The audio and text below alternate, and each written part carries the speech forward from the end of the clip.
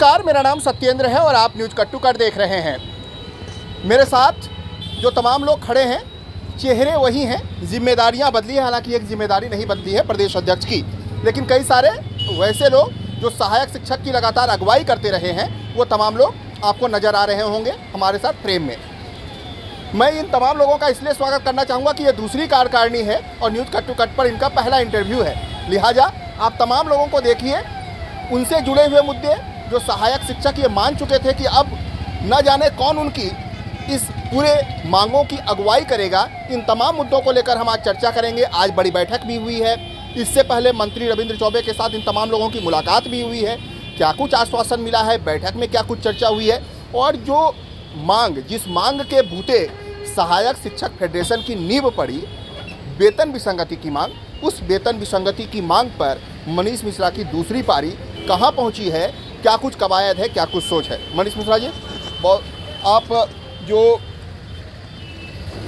वेतन विसंगति की मांग को लेकर आप लोग लगातार मुखर होते रहे हैं, सबसे पहले तो ये बताइए कि जो दूसरी पारी है, और सबसे पहले तो मैं आप लोगों का स्वागत करना चाहूँगा कि आप लोग दूसरी पारी जो आप लोगों के संगठन की है, तो दूसरी पारी को लेकर आप लोगों की सोच क्या है, आप लोग अपने सहायक शिक्षकों की मांगों को कहां तक पहुंचाना चाहते हैं, और वेतन विसंगति के मुद्दे पर क्या आप लोगों के रुख में किसी तरह का कोई बदलाव हुआ है। सबसे पहले तो आज हमारा जो नया कार्यकारिणी बना था, उस कार्यकारिणी की पहली बैठक थी, और इस बैठक में हमारे अभी 53 प्रांतीय पदाधिकारी नियुक्त हुए हैं, वो सभी लोग यहाँ पर उपस्थित हुए थे और सभी जिला अध्यक्ष आए हुए थे, और पहली बैठक यहाँ पर संपन्न हुआ। और उसके पहले आज हम लोग जो है कुछ दिन पहले माननीय रविंद्र चौबे जी से मिले थे और उन्होंने बुलाया था, तो आज हम लोग वहाँ पर गए थे। चूँकि आज रविवार का दिन था, तो उन्होंने कहा कि जो है कोई वर्किंग डे में आप लोग को बुलाया जाएगा। जो समिति बनी हुई, अंतर विभागीय कमेटी बनी हुई है, वो जो उसमें अधिकारी है उनसे आप लोग की बात कराएंगे, और आप लोग को जो वेतन विसंगति की समस्या है उसके बारे में जो है अधिकारी से आप लोग की बैठक कराई जाएगी। जो सहायक शिक्षक की मूल मांग है, प्रमोशन उन्हें नहीं चाहिए, उन्हें तबादला नीति का लाभ मिले ना मिले उससे कोई फ़र्क नहीं पड़ता, उनकी मूल मांग है कि वेतन विसंगति। वेतन विसंगति को लेकर जब आप लोग दूसरी पारी में, और सहायक शिक्षकों ने आपको एक बड़ी जिम्मेदारी, बड़ी भूमिका के लिए चुना है, ऐसे में आप लोगों का रुख क्या होता है? अगर सरकार स्तर पर, कमेटी स्तर पर अगर कोई निष्कर्ष नहीं निकलता है, तो अगला कदम क्या होगा? अभी हम लोग जो है लगातार सरकार से संवाद स्थापित कर रहे हैं। विभाग, हमारे जो प्रमुख सचिव हैं, शिक्षा सचिव हैं, संचालक हैं, उनसे हम लगातार इस मांग को लेकर लगातार उनसे मिल रहे हैं। जो हमारे मंत्री महोदय, शिक्षा मंत्री महोदय, आपने देखा होगा हर 15 दिन में, 20 दिन में उनसे मिलते हैं और अपनी बातों को रखते हैं। माननीय मुख्यमंत्री जी के पास समक्ष में मिल रहे हैं। जितने कैबिनेट मंत्री हैं लगभग सभी लोगों से मिल रहे हैं और अपनी मांग को प्रमुखता के साथ रख रहे हैं। सब करने के बाद सरकार भी अगर हमारी मांग को पूरा नहीं करती है, तो हम जो है फिर सड़क की लड़ाई पर उतर जाएंगे। आज उसकी योजना लगभग बन चुकी है, बहुत जल्दी इसका खुलासा कर दिया जाएगा। एक बात बताइए, आप लोगों को जब आप लोग आंदोलन कर रहे होते हैं या फिर सहायक शिक्षकों की मांगों को लेकर जा रहे होते हैं, तो एक के बाद एक शिकायतों की कई सारी कड़ियाँ जुड़ती जाती है, लेकिन जो वेतन विसंगति को लेकर अभी वो दृष्टिकोण सरकार की तरफ से सामने नहीं आ पाया है। आप लोग बात कर रहे हैं, आप लोगों ने अपनी तरफ से कोशिशों में कोई कमी नहीं रखी है, इस बात में तो कोई शक नहीं है। सड़क से लेकर आप लोगों का जहाँ पर भी सरकार स्तर तक है, वहाँ तक अपनी बातों को पहुँचा रहे हैं।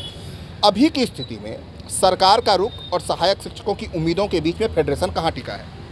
अभी की स्थिति में जैसा कि लगातार हमारी प्रांतीय टीम आदरणीय रविंद्र चौबे जी से 2 बार मुलाकात कर चुकी है, और अन्य जो जनप्रतिनिधि हैं, विधायकगण हैं, उनके माध्यम से हम लोग जो बात कर रहे हैं, उससे हमें यह पूरी उम्मीद है, एक सकारात्मक रुख उनकी तरफ से दिखाया जा रहा है कि वार्ता के जरिए इस बहुप्रतीक्षित जो मांग है उसकी पूर्ति के क्या संभावनाएं बन सकती हैं। उसके लिए हम लोग अपने संघर्ष का रास्ता तो हमेशा हमारे लिए खुला ही हुआ है, किंतु यदि संवाद से स्थिति, परिस्थिति और हमारी मांग के लिए एक सकारात्मक रुख सरकार दिखा रही है, तो हम उस पर चलना चाहेंगे। और बाकी जो हमारे अंतिम विकल्प, जो आंदोलन लोकतांत्रिक तरीका है, उसका चॉक आउट आज की बैठक में लगभग कंप्लीट कर लिया गया है, और उसकी सार्वजनिक घोषणा भी बहुत जल्द कर दी जाएगी। सर, आप पीछे हैं, ऐसा क्यों लग रहा है? मैं आपसे इसलिए बात करना चाह रहा हूँ कि जो बातें सहायक शिक्षकों को लेकर लगातार कही जाती है, खास करके जब भी कार्यकारिणी की बात की जाती है, या फिर जब आप लोग का संगठन का चुनाव हो रहा होता है तो ये सवाल उठता है कि प्रधान पाठक बन गए तो फिर सहायक शिक्षकों में क्या काम। हालांकि इस संदर्भ में हमें जो जानकारी मिल रही है कि आप लोग अपने संगठन का विस्तार करेंगे, उनकी भूमिकाएं तय करेंगे और जो कुछ तरह इन तमाम चीज़ों के बीच में जो आलोचनाएं उठती है प्रधान पाठक और सहायक शिक्षकों के बीच में, आप उस पर क्या करेंगे? चूँकि वह कहा जा रहा है कि वेतन विसंगति की आवाज़ आप लोगों के आने के बाद कमज़ोर होगी, मतलब जो पदोन्नत हो चुके हैं उनके आने के बाद कमज़ोर हो जाएगी। देखिए, इस न्यूज़ चैनल के माध्यम से बता देना चाहूँगा कि आलोचनाएं सदैव होती रहती है और आलोचनाएं करने वाले ये चाहते हैं कि फेडरेशन की जो ताकत है वो कमज़ोर हो और वो टूटे। इसीलिए प्रधान पाठक और यूडीटी जो पदोन्नत हुए हैं उनके और सहायक शिक्षकों के बीच में दरार पैदा करने और भ्रम पैदा करने का एक कोशिश है। लेकिन चूँकि हम सहायक शिक्षक फेडरेशन से जुड़े हुए हैं और जुड़े हुए रहेंगे, हमारी प्राथमिकता वेतन विसंगति है। क्योंकि प्रधान पाठक बनने के बाद भी जितने भी प्रधान पाठक हैं, उच्च शिक्षक बने हैं, उनको हालांकि 93-42 का ग्रेड पे ज़रूर मिला है, लेकिन जो 12 साल 14 साल 20 साल की उनकी सेवाओं की जो गणना है, उन सेवा के अनुरूप उनका वेतनमान नहीं मिल पाया है। आने वाले समय में इस चैनल के माध्यम से उन तमाम पदोन्नत साथियों को भी कहना चाहूँगा कि हमारी लड़ाई केवल सहायक शिक्षकों की नहीं है, ये लड़ाई प्रधान पाठक और उच्च शिक्षकों के साथ भी जुड़ा हुआ है जो अभी पदोन्नत हुए हैं। क्योंकि हमको केवल पद मिला है, वेतनमान जो हम उम्मीद करते हैं कि विसंगति जिस तरह से दूर होनी चाहिए उस प्रकार की वेतनमान में किसी प्रकार की वृद्धि नहीं है। 1-2 इंक्रीमेंट की वृद्धि है जो कि नहीं के बराबर है। इसलिए हम सब मिलकर सहायक शिक्षक फेडरेशन के बैनर तले ही आने वाले समय में आज के बैठक में जिस प्रकार से प्रस्ताव पारित हुए हैं, उनसे जो तकनीकी दिक्कत हो रही थी हमारे साथियों को, जो जिनके मन में भ्रम पैदा हो रहा था कि प्रधान पाठक सहायक शिक्षकों के साथ फेडरेशन में कैसे जा सकता है, उनको भी दूर कर लिया गया है। और बहुत जल्द ही आने वाले समय में हमारे तमाम साथी, चाहे वो प्रधान पाठक हो, चाहे वो उच्च शिक्षक हो और जो व्याख्याता हैं, उनके लिए भी इस संगठन में द्वार खुला रहेगा और सब कंधे से कंधे मिलाकर विसंगति के लिए, चाहे वह सेवा गणना के रूप में हो, चाहे वह क्रमोन्नत के रूप में हो, किसी भी रूप में हो, उनको प्राप्त करने का एक ही ध्येय है और लक्ष्य है। आने वाले समय में ये एकता दिखेगी। हम दृढ़ संकल्पित हैं संगठन के साथ चलने के लिए और सहायक शिक्षकों के वेतन विसंगति की जो मांग है, उस मांग को लेकर अंत तक हमारा संघर्ष जारी रहेगा। मनीष जी, मैं आपसे इसलिए आपको दोबारा बुलाया, एक बात जो बार बार कही जा रही है मैं सवाल पर बाद में आऊँगा, पहले मैं भूल जाऊँगा। तो मुझे आप ये बता दीजिए, आज के बैठक की रणनीति के बारे में कुछ खुलासा, क्योंकि आज आप लोगों की बैठक तकरीबन 2-3 घंटे के आसपास चली है, तो आज की बैठक में क्या कुछ ऐसे निर्णय लिए गए जो आम शिक्षकों का हो सकता है आप लोगों का रणनीतिक फैसला हो जिसे आप उजागर न करना चाहते हो, आम सहायक शिक्षकों के लिए क्या कुछ ऐसी बातें हुई है जिसे आम सहायक शिक्षकों को जानना चाहिए कि आज जो फेडरेशन की पहली कार्यकारिणी बैठी, तो पहली कार्यकारिणी की बैठक में क्या कुछ निर्णय हुआ? आज की जो फेडरेशन की कार्यकारिणी की प्रथम बैठक हुई है, उसमें जो बहुत सारे समस्याएं रही थी नाम को लेकर, हमारे जो पदोन्नत साथी हैं, प्रधान पाठक बन गए हैं कुछ, जैसे बस्तर संभाग में यूटीटी का भी प्रमोशन हो चुका है। और आपके चैनल के माध्यम से मैं ये भी बता देना चाहता हूँ कि जो भी ट्राइबल में है शिक्षक संवर्ग में, उसमें भी कोई किसी प्रकार की स्टे नहीं है, वहाँ पर भी जो है शिक्षक में भर्ती होने वाली है। और अभी 16 तारीख को लगभग ये भी अंतिम चरण पे आ गया है, तो उसके बाद जो एजुकेशन में भी शिक्षक में भर्ती हो जाएगी। इस सब बिंदुओं पर गहन विचार किया गया है और उसके नाम परिवर्तन पर सभी सर्वसम्मति से प्रस्ताव पारित कर दिया गया है। लेकिन हमारा जो संगठन है वो सहायक शिक्षकों को सबसे पहले संगठन हुआ था और उसकी एक जो सबसे बड़ी समस्या है वेतन विसंगति की, तो सभी लोगों ने एक सुर में वही प्रस्ताव पारित किया है कि हमको हमारी जो मांग रहेगी वो सहायक शिक्षकों की वेतन विसंगति दूर करने के लिए होगा। जैसे कि आपके चैनल के माध्यम से मैं ये भी बता देना चाहता हूँ कि जैसे वेतन विसंगति सुधरेगी तो 2018 से ही सुधरेगी। जो भी हमारे पदोन्नत साथी हैं उनको भी उसमें लाभ होगा। ऐसा कोई नियम नहीं है सिर्फ सहायक शिक्षकों का वेतन विसंगति दूर होगा, 18 से होगा और सारे सहायक शिक्षक जो थे जो अभी पदोन्नत होकर गए हैं उनको भी इससे लाभ होगा। उसकी रणनीति लगभग बन चुकी है, 1-2 दिनों के अंदर प्रेस मीडिया के माध्यम से चेकआउट कर दिया जाएगा। सहायक शिक्षक फेडरेशन का चुनाव हुआ तो काफ़ी सारे मतभेद भी सामने आए, कई सारे साथियों ने आपको छोड़ दिया, तो क्या लग रहा है जब नई जो आप लोग बोल रहे हैं संगठन की तरफ विचार हो रहा है, नया नामांकन होगा उसका, तो क्या उन तमाम लोगों को भी लाने पर की कोशिश होगी? क्या एक मंच पर फिर वो तमाम लोग दिखेंगे? क्या कुछ होगा? क्योंकि कुछ ऐसे नाम थे जो लगातार आपके साथ मंच पर दिखाई देते थे वो अब अलग अलग संगठनों की तरफ चले गए। ऐसी परिस्थिति में क्या रुख होगा? सत्येंद्र भाई, आपको आपके चैनल के माध्यम से बता देना चाहता हूं कि संगठन जो होता है हमारा मातृत्व संगठन, और इसमें बहुत लोग आए बहुत लोग गए, तो संगठन को कोई फर्क नहीं पड़ता। कुछ लोग की जो विचारधारा है या कोई उनके विचारधारा में चाहे पद हो या कोई अन्य बातें हो, जब संगठन में चुनाव होता है तो थोड़ा दिक्कतें आती हैं। लेकिन यह सब बात पहले ही क्लियर कर दिया गया था कि चुनाव जो है ये एक प्रक्रिया को और लोकतांत्रिक प्रक्रिया को दिखाने के लिए किया जा रहा है। चुनाव के बाद कोई भी पदाधिकारी इस तरीके से नहीं करेगा, लेकिन उसके बाद भी कुछ लोगों द्वारा ऐसा किया जा रहा है, तो इसका सवाल का जवाब वही दे पाएंगे। हमारे साथ सहायक शिक्षक फेडरेशन के साथ जितने भी आज पदाधिकारी थे, जिलाध्यक्ष थे, सभी एक सुर में सभी ने प्रस्ताव पारित किया है और सभी लोग एक साथ मिलकर हम जो है आगे की लड़ाई को लड़ेंगे। 2 सवाल है, उसके बाद आप लोगों के साथियों के साथ हम वाइंड अप करेंगे। एक तो कई साथियों की शिकायत है फेडरेशन से, शिकायत ये है कि आप लोग अन्य मांगों पर विचार नहीं करते। मतलब प्रमोशन को लेकर कई सारे साथी, चाहे विसंगति की बात की है कि प्रमोशन में उनके साथ अन्याय हुआ, हो सकता है आप ही के साथी हो जिनके साथ न्याय हुआ हो, जिनके साथ अन्याय हुआ हो। कई सारे लोग अलग अलग मुद्दों को लेकर जो प्रमोशन से वंचित रह गए, उन लोगों ने आप लोगों पे ये आक्षेप लगाया कि आप लोगों ने उनका साथ नहीं दिया, उनकी समस्याएं नहीं सुनी, उनके साथ खड़े नहीं हुए। वैसे लोग, ये समस्याएं आगे भी रहेगी, किसी मुद्दे पर हो सकता है कि उनकी शिकायतें दूर ना हो। ऐसे लोगों के साथ खड़े होने के लिए क्या कुछ आप एक ऐसा सेल बना रहे हैं, कुछ ऐसी कवायद है जहाँ पर शिक्षक आकर सीधे आकर अपनी बातों को रख के, हो सकता है उनके पक्ष में हो सकता है उनके खिलाफ में हो, लेकिन ऐसा कोई मंच या ऐसा कोई आप लोग नियम बनाने जा रहे हैं अपने संगठन की तरफ से जहां पर सहायक शिक्षक अपनी जाकर व्यथा को, अपने दर्द को बता सके? बिल्कुल, जैसे आप बोल रहे हैं कि प्रमोशन के मुद्दे में कई सारे साथियों को दिक्कत था, तो आपके चैनल के माध्यम से मैं तो अभी पूरे प्रदेश में प्रमोशन हो रहा है।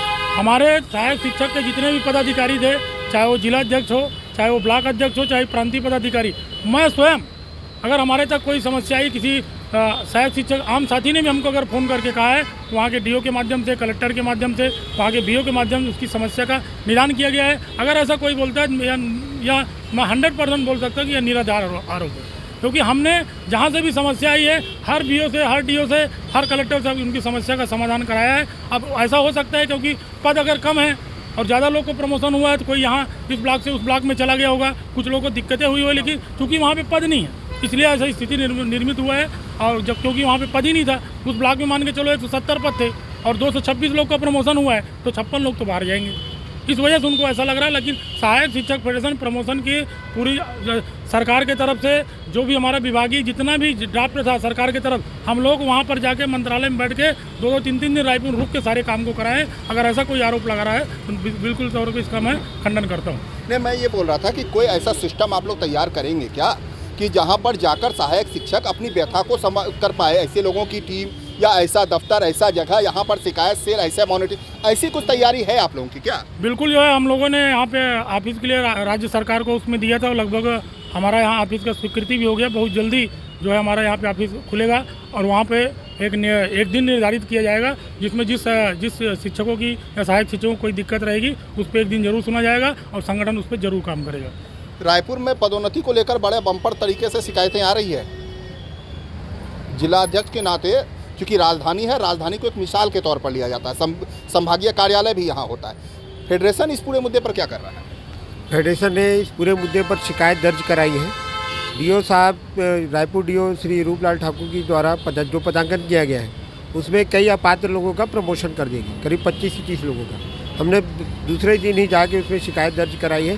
कुमार साहब से भी, संचालक महोदय कुमार साहब से भी हमारी बात हुई तो उन्होंने कहा है जिन अपात्रों का प्रमोशन हुआ है उनका प्रमोशन रद्द होगा और बाकी बचे हुए पदों में पीछे जो साथी जो वरिष्ठता क्रम में आएंगे उनका प्रमोशन किया जाएगा। अच्छा, ये बताइए, कई जगहों पर ऐसे लोग हैं जिन्होंने असहमति दी, उसके बाद भी उनका प्रमोशन लिस्ट में नाम हो गया। वैसे लोग, काफ़ी सारे लोग तो वंचित हो गए। क्या आप लोगों के पास भी ऐसी शिकायतें आई है? सारे जगहों से, सारे जिलों से शिकायत है ऐसी या 1-2 जिलों से ही शिकायत है? केवल 1-2 जिले हो सकता है, क्योंकि मैं जिस जिले में रहता हूँ वहाँ तो ऐसे कोई शिकायत नहीं प्राप्त हुआ है। ऐसी शिकायतें हैं कि आप लोगों के पास भी आ रही है क्या? क्या 2 जिलों से आया है, धमतरी से आया और 1 जिले से हो रहा है, बाकी तो जगह से ऐसा कोई शिकायत नहीं आई। वेतन विसंगति की आवाज़ दूसरे कार्यकाल में कितनी ऊंची सुनाई पड़ेगी?